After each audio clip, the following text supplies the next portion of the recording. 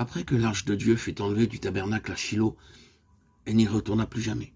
Ce départ fut définitif. Il y a quelque chose de tragique dans l'histoire de Shilo. Le tabernacle de Dieu y était toujours, mais c'était un tabernacle sans arche. La gloire était partie du tabernacle. Le tabernacle avait pu être sanctifié par la présence de Dieu pendant des années, mais cela ne constituait pas pour autant le tabernacle du témoignage. Le témoignage ne réside pas dans le tabernacle, mais dans l'arche. Aujourd'hui, le tabernacle de Shilo, privé de la présence de l'arche, a sa contrepartie dans l'église d'ici-bas. Ce n'est plus l'église selon la pensée de Dieu, ce n'est plus l'église céleste, mais un système basé sur une foi religieuse.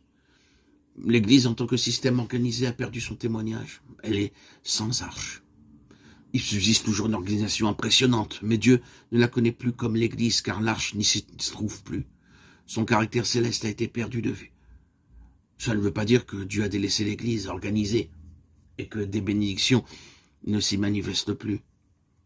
Si tout s'était arrêté de fonctionner, alors le peuple de Dieu serait parti.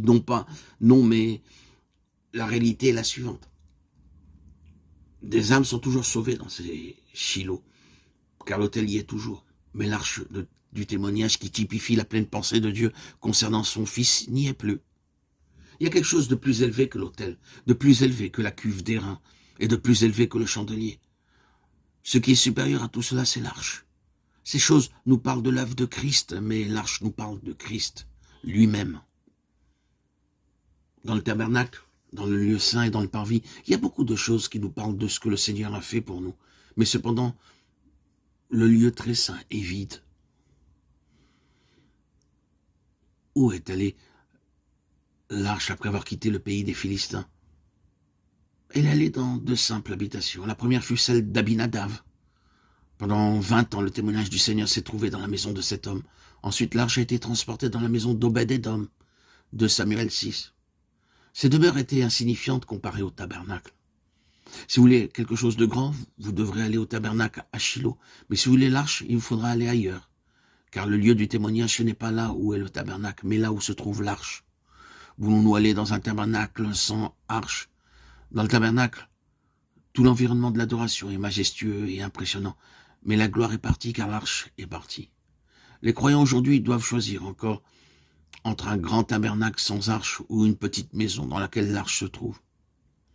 Dans le psaume 118, 56, 60, Dieu déclare sans ambiguïté qu'il a abandonné le tabernacle à Shilo.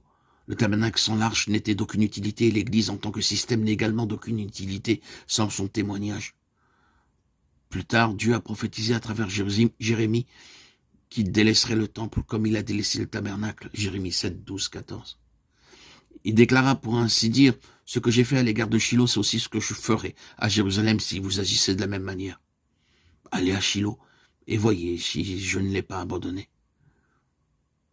Il est tout à fait clair, d'après les Écritures, que Shilo, pendant de nombreuses années, a été un avertissement pour tous ceux qui avaient un cœur partagé. Jérémie 26, 6.